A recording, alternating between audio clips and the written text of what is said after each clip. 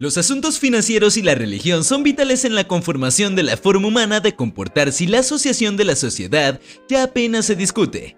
La investigación del efecto de la religión en la economía se ha minimizado durante bastante tiempo. La religión está resultando progresivamente significativa como esclarecimiento para la mejora, y es objeto de concentración por parte de algunos expertos financieros.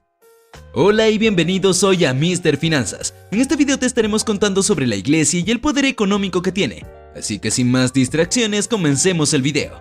La Iglesia Católica es hoy una de las organizaciones que mejor peso tiene en un amplio espectro de la sociedad. Ha sido así desde sus puntos de partida cuando en Jerusalén y Roma se inculcaba el valor de la fortaleza y los individuos impartían sus productos a la congregación. Para unirse al grupo de gente cristiana era necesario compartir lo que se tenía. Se han encontrado registros o cartas que se sepa compuestas por San Pablo, que muestran cómo debe mostrarse el cristianismo y cómo debe actuar cada individuo que lo ensaya.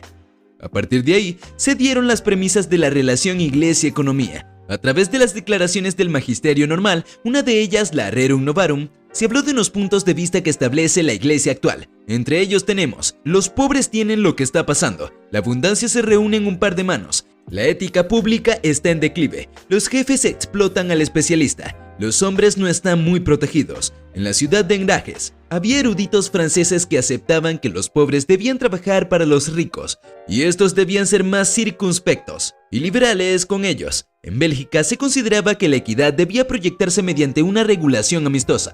La Iglesia Católica se percibe como una fundación que tuvo tal cantidad de ejercicios y un grupo de fuerza de trabajo dispersa a lo largo y ancho de la Nueva España, que le dio una presencia en condición comparable con la extensión relativa al diseño del Estado. Fue una prueba tan distintiva que en el foco de los pueblos antiguos se puede ver el valor en el desarrollo de estructuras ligadas a la impartición de equidad, cerca de desarrollos de color de la Edad Media ligados a la facción estricta. Cabe destacar que la Iglesia Católica después de la victoria se convirtió en uno de los mayores fundamentos monetarios de la colonia española.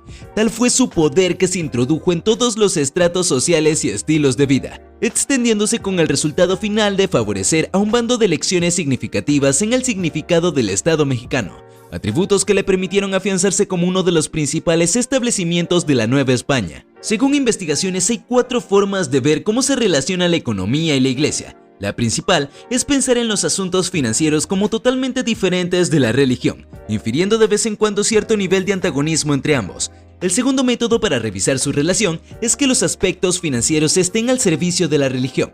El tercer método para revisar su relación es que la religión esté al servicio de los aspectos financieros. La cuarta y última forma no piensa en ellas como ciencias independientes, sino que se son viables entre sí y se suman unas a otras. La Iglesia española se separó en 2 extraordinarias congregaciones u órdenes: los ministros, que no dependen de ninguna estructura pero satisfacen los mandatos de los clérigos, enmarcarían el pastorado principal, y los clérigos, que están bajo el territorio de su propia petición, se coordinarían en el ministerio estándar.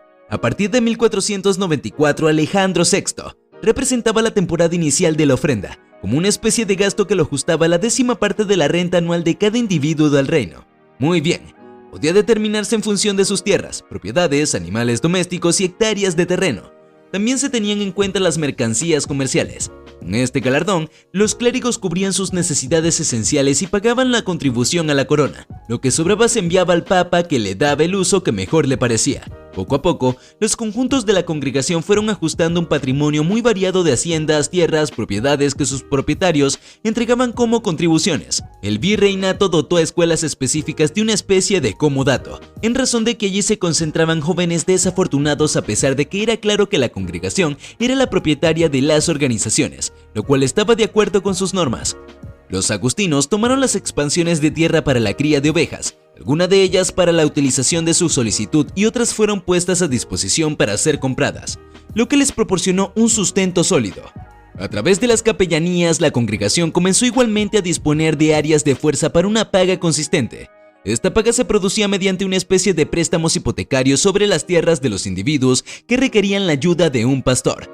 Las ventajas agregadas de los individuos, según la congregación, es que el Papa Pablo VI estableció contrastes entre lo que implica el avance de los individuos y la industrialización, reforzando la hipótesis de que el individuo no puede actuar solo, ni para su propia ventaja, sino que debe representar la ventaja agregada.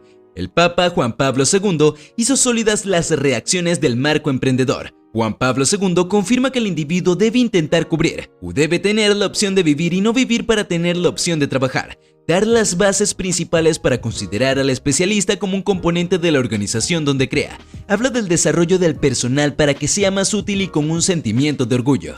Fue uno de los principales en discutir el acuerdo de corresponsabilidad del método para la creación como una especie de acuerdo. Hacia finales de los 80, con la caída del marco soviético, surge la encíclica Solicitud o Rey Sociales, que vigoriza el impulso financiero de los especialistas. Hacia 1991, Juan Pablo II establece una dualidad en la libre empresa, desde una perspectiva visto como el marco permite a las organizaciones fomentar un trabajo fuerte, clave y positivo, junto con el esfuerzo privado, sumado a la imaginación concebible de sus trabajadores, y luego otra vez, la mejora del trabajo nos establece un marco jurídico para la oportunidad humana de ser inventivo en el área monetaria. Todo lo anterior nos proporciona una visión concisa de cómo la congregación ha tenido la opción de configurar a lo largo de la historia su poder financiero, que no es solo en recursos, oro, efectivo, sino propiedades, acciones, terrenos, consorcios, tierras, sometimiento y sujeción. Si has llegado hasta acá y te está gustando el video, dale un fuerte me gusta y suscríbete a nuestro canal.